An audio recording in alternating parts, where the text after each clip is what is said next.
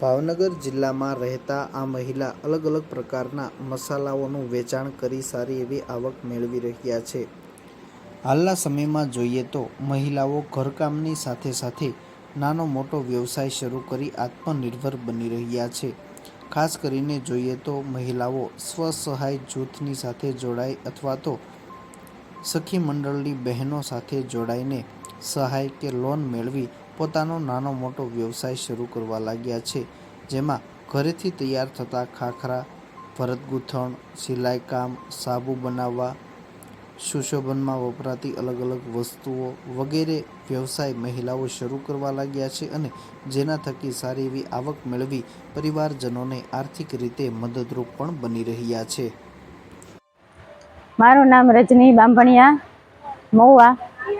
અત્યાર સુધી તો હું ઘરકામ જ કરતી હતી, પણ આ મંડળ મેળા કરીને અમે અત્યારે અહીંયા ઘરના જ અમારા પોતાના મસાલા છે. અમે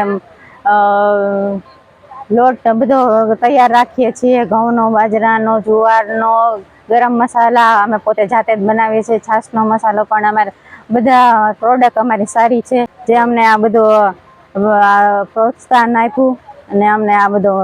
કેટલા રૂપિયાથી કેટલા રૂપિયા સુધીનો ભાવ છે તમારા મસાલાનો? મારા આ મસાલાનો 90 રૂપિયાથી શરૂ થાય ને 700 રૂપિયા સુધીનો ભાવ છે. બધો 20 રૂપિયા છાશનો મસાલો, ગરમ મસાલાનો 30 રૂપિયા, એવી રીતના બધા અમારો ભાવ છે. ક્યાં ક્યાં સુધી વેચાણ કરો છો? મહુવામાં અમારો મસાલો ભાવનગર, સુરત, મુંબઈ સુધી અમારા બધા મસાલા જાય છે. બધા ઓનલાઈન ઓર્ડર અમને કરી દે છે. ખાલી કહી દે છે કે આટલા મસાલા કરી દો, અમારા મસાલા મુંબઈ સુધી પહોંચે છે. ભાવનગર જિલ્લાના મહુવા શહેરમાં રહેતા રજનીબેન, જેઓ અગાઉ ઘરકામ જ કરતા હતા, પરંતુ તેઓએ જોયું કે મહિલાઓ સખી મંડળ અને સ્વસહાય જૂથની સાથે જોડાઈને પોતાનો નાનો મોટો વ્યવસાય શરૂ કરવા લાગ્યા છે. જેથી તેઓએ પણ આ પ્રકારનો વ્યવસાય શરૂ કરવાનું નક્કી કર્યું.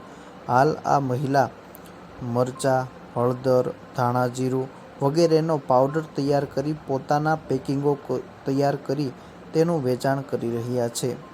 મસાલાની સાથે સાથે છાશનો મસાલો અને અન્ય અલગ અલગ પ્રકારના ધાન્ય પાકો દળી તેનો લોટ તૈયાર કરી તેનું પેકિંગ કરી વેચાણ કરી રહ્યા છે.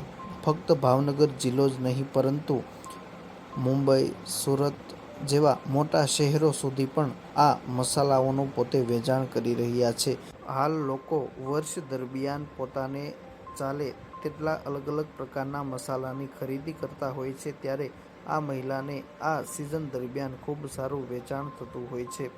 સામાન્ય રીતે તેઓ દર મહિને સારી એવી આવક મેળવી પરિવારજનોને આર્થિક રીતે મદદરૂપ બની રહ્યા છે.